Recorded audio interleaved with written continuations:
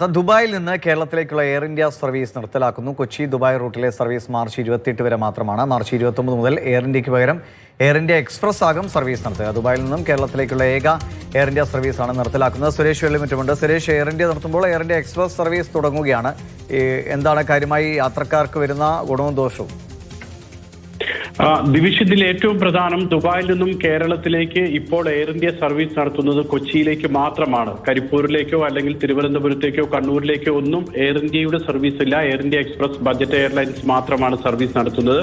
കൊച്ചിയിലേക്കുള്ള ഈ സർവീസ് കൂടി നിർത്തലാക്കുന്നതോടുകൂടി ദുബായിൽ നിന്നും കൊച്ചിയിലേക്ക് എയർ ഇന്ത്യയുടെ സർവീസ് ഉണ്ടാകില്ല. മുൻപ് ഈ സെക്ടറിൽ ഡ്രീം ലൈനർ എന്ന് പറയുന്ന വലിയ വിമാനം അടക്കം ഉണ്ടായിരുന്നതാണ്.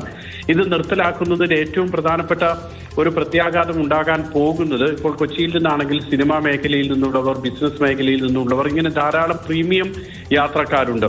അപ്പോൾ അവർ സ്വാഭാവികമായും ഈ എയർ ഇന്ത്യ എക്സ്പ്രസ് പോലുള്ള ബജറ്റ് എയർലൈനിലേക്ക് പോകില്ല. കാരണം അതിൽ അവർക്ക് വേണ്ടുന്ന സൗകര്യങ്ങൾ ഉണ്ടാവില്ല, എയർപോർട്ട് ലോഞ്ച് ചിലപ്പോൾ ലഭിക്കില്ല, അതേപോലെ തന്നെ എന്റർടൈൻമെന്റ് ഉണ്ടാകില്ല, ഭക്ഷണം ഉണ്ടാകില്ല, അങ്ങനെയുള്ള കുറെ പ്രശ്നങ്ങൾ ഉള്ളത് കൊണ്ട് തന്നെ മറ്റ് വിമാന കമ്പനികളിലേക്ക് അവർ കൂടുതലായിട്ട് പോകുന്ന സാഹചര്യം ഉണ്ടാകും. ഇത് എയർ ഇന്ത്യക്ക് വലിയ തിരിച്ചടിയാകും ഈ സെക്ടറിൽ ഉണ്ടാകുക.